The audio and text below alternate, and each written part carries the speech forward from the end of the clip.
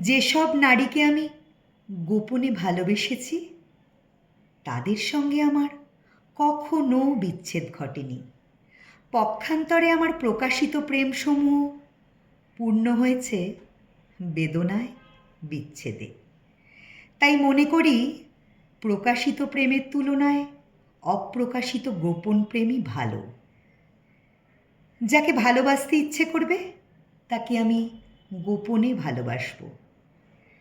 যাকে ভালোবাসি তাকে কখনো জানতে দেব না। আমার প্রেম প্রত্যাখ্যান করার কোনো সুযোগই সে পাবে না।